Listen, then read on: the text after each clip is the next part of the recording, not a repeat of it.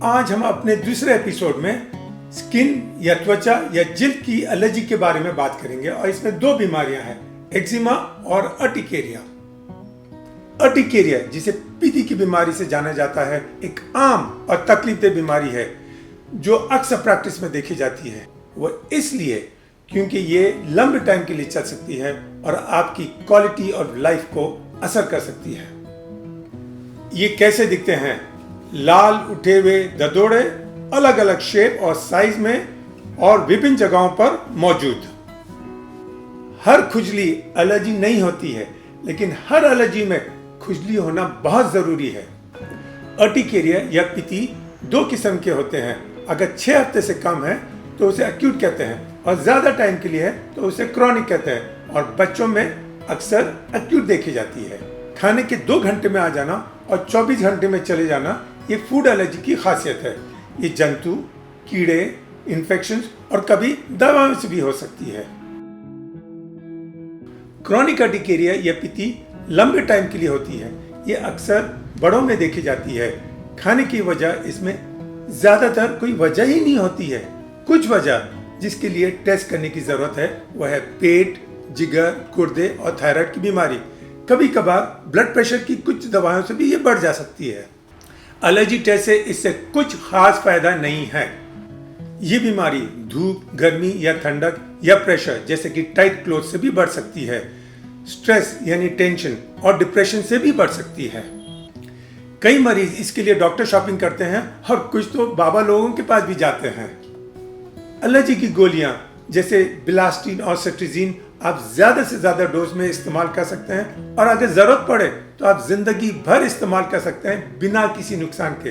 यहाँ पर स्टेरॉइड्स न इस्तेमाल करें तो बेहतर है और अगर आप सब्र या धैर्य रखें तो आप इस बीमारी पर काबू पा सकते हैं बिना किसी नुकसान के। अब स्किन की दूसरी एलर्जी है एक्जिमा, जिसे हम एटोपिक डर्मेटाइटिस कहते हैं एलर्जी में। ये अक्सर पहले ही साल में शुरू हो जाती है और चेहरे पर होने की वजह से अक्सर माँ बाप में एक परेशानी रहती है कि आगे चल के इसे कोई नुकसान ना हो। ये उनकी एक गलत फहमी है। जैसे आप पिक्चर में देख रहे हैं, ये ऐसे दिखाई देती है गले, हाथ और पैरों पर। हम इसे कॉन्टैक्ट डर्मेटाइटिस कहते हैं अगर ये खास तौर पर मेटल या केमिकल्स जैसे आपके मेकअप का सामान, प्लास्टिक की चप्पल या परफ्यूम्स या डिओड्रेंट्स या वॉशिंग पाउडर से कांटेक्ट होने पर हो रहा है। एक्जिमा में कोई स्पेशल टेस्ट नहीं है, लेकिन कभी कभार एलर्जी टेस्ट करने की जरूरत पड़ती है ये मालूम करने के लिए कि कोई खाने की चीज से तो ये नहीं बढ़ रही है। इसके इलाज का बुनियादी हिस्सा है त्वचा की नमी। इसके लिए मॉइस्चराइजर्स इस्तेमाल करना बेहद जरूरी है। इन मॉइस्चराइजर्स में न सेंट न कलर होना चाहिए। पैराफिन जेल इसके लिए बेस्ट है। इसे आप हमेशा बल्क में खरीदिए क्योंकि ये बीमारी लंबी है और मॉइस्चराइजर्स को हमेशा दिल खोल के लगाने की बेहद ज़रूरत है। जो बेस्ट तरीका है लगाने का मैं आपको इस पिक्चर के जरिए समझाना चाहता हूँ। नॉर्मल इंसान में त्वचा ऐसे होती है जैसे ईंट और सीमेंट की एक पक्की दीवार। इससे ना बाहर से इरिटेंट्स अंदर आ सके या नमी अंदर से बाहर जा सके। जैसे आपने बॉबी पिक्चर में देखा, बाहर से अंदर ना कोई आ सके, अंदर से बाहर कोई ना जा सके और चाबी खो जाए। लेकिन एक्जिमा पेशेंट में ये दीवार ऐसे खुरदरी हो जाती है, अंदर से बाहर नमी जाते रहती और बाहर से अंदर इरिटेंट्स आते रहते हैं, जिससे इन्फ्लेमेशन या सूजन होती है और आपकी खुजली बढ़ जाती है। इसका इलाज बहुत सिंपल है।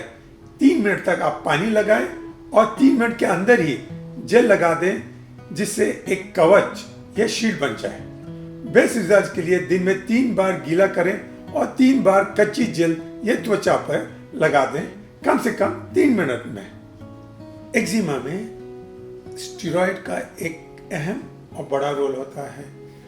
स्टेरॉइड क्रीम कई स्ट्रेंथ या ताकत में आते हैं, लेकिन हमेशा आप स्टेरॉइड क्रीम को कम से कम टाइम के लिए इस्तेमाल करें और कम से कम ताकत में इस्तेमाल करें। साबुन जो है सिंडेट बोल के एक खास साबुन होता है, उसे ही इस्तेमाल करें। कपड़े कैसे हो? सिंपल और कॉटन के होने चाहिए। एक्जिमा की खुजली की वजह से दिमाग पर असर होता है, जैसी खुजली ठीक, दिमाग भी ठीक। ये बीमारी कभी बढ़ सकती है या कम हो सकती है, लेकिन बच्चों में अक्सर 5 साल के अंदर चली जाती है या अपना रूप बदल देती है। जो भी हो, इसका एक पक्का इलाज है अगर आप में सब्र या धैर्य है। और आखिर में एक अहम बात, हर एलर्जी की बीमारी में ना खाने में कलर डालें, ना आप प्रोसेस फूड इस्तेमाल करें।